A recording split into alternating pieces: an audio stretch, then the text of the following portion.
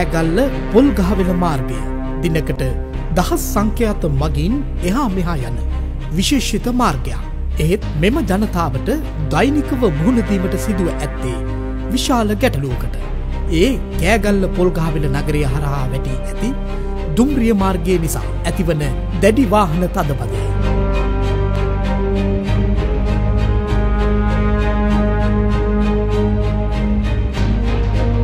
රටක සිදුවන විවිධ සංවර්ධනයන් වල අධ්‍යාපනික වශයෙන් සෞඛ්‍ය වශයෙන් ආගමික සමාජීය මේ සියලු සංවර්ධනයන් අතර මාර්ග සංවර්ධනය බොහොම වටින කාරණාවක්.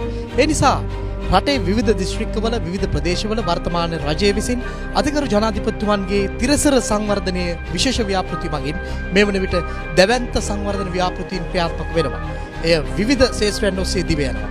ඒ අනුව නිර්මාණය වෙච්ච තවත් සුවිශේෂී ව්‍යාපෘතියක් තමයි පොල්ගහවෙල ගුවන් පාලම.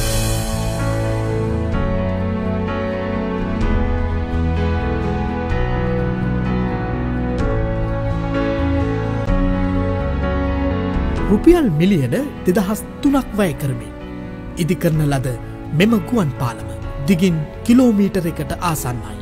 මේ වන විට මෙහි පාලමේ වැඩ කටයුතු 99% අවසන් වී තිබෙනවා. අනෙකුත් පිවිසුම් මාර්ගවල කටයුතු 70%ක් පමණ අවසන්. ස්පාඤ්ඤ ගුවන් පාලම් ව්‍යාපෘතිය අර්ථේ මෙම ව්‍යාපෘතිය ආරම්භ වූයේ 2016 වර්ෂයේදී. මේ වන විට මෙහි ඉදිකිරීම් කටයුතු අවසන් වෙමින් පවතිනවා. 2017 වර්ෂයේ අගෝස්තු මස වන විට මෙහි සියලු කටයුතු අවසන් කිරීමට ගිවිසුම් ගතව තිබෙනවා. පොල්ගහවෙල දුම්රිය මාර්ගයට ඉහළින් නිමවා තිබෙන මේ ගුවන් පාලම දැඩි ශක්තිමත් ආකාරයට නිර්මාණය කර තිබෙනවා. වසර 100ක් කල් පවතින ආකාරයට තමයි ඉංජිනේරුවන් මෙය නිර්මාණය කර තිබෙන්නේ. විශේෂයෙන්ම පොල්ගහවෙල ප්‍රදේශයේ පොල්ගහවෙලත් කෑගල්ලත් යාවෙන මේ මාර්ගයේ ඔස්සේ තමයි මේ දැවැන්ත පාලම නිර්මාණය වෙලා තිබෙන්නේ.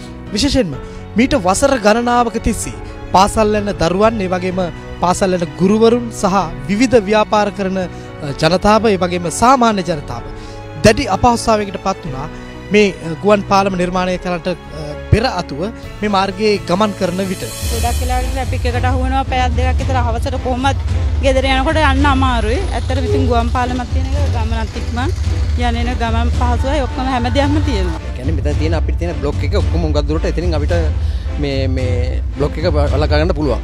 අපිට කීයක් හරි වැඩි ප්‍රොහොයන්නත් පුළුවන්. හයර් එක කර ගියා කියලා මේක ඉන්නවට වැඩි. මේ ගුවන් පාලම ඇතුලෙන් පස්සේ ඔය සියලු ප්‍රශ්න ටික විසඳනවා. මේක ඇත්තටම වැදගත් වෙන්නේ. හැමදාම මෙතනදී ඉස්සර මම වැට යන්න ආපහම පරක්කු වෙනවා.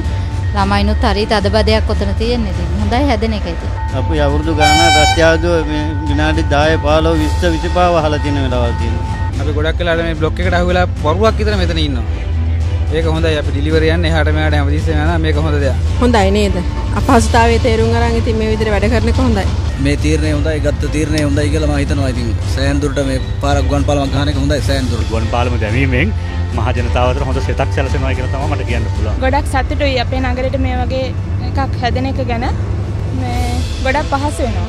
ඇත්තටම ඉතින් ප්‍රදේශයේ වාසය කරන පුද්ගලයෙක් හැටියට බලන්න ඉන්නේ කවද්ද මේක විවෘත වෙන්නේ කියලා. මෙතන ඉතින් පැය ගාණක්ම වහනවනේ දවසට. ඒ නිසා ඉතින් ගුවන් පාලම ලැබිච්ච එක ගැන අපි සතුටු වෙනවා. සෑහෙන කාලෙ දැන් එකපාරක් මේකට මුල් ගාලා තිබ්බා කියලා අන්තිමේදී මුල් ගාලා පැලුණා විතරයි වුනේ.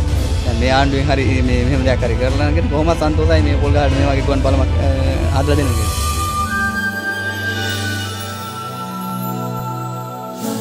ජන දුක නිවන රට නංවන සංවර්ධනයට පාර කියන මෙම ව්‍යාපෘතිය නුදුරේදී ජන සතු කර ජනතා පරිහරණයට තිලින කෙරෙන දිනය වැඩි ඈතක නොවේ.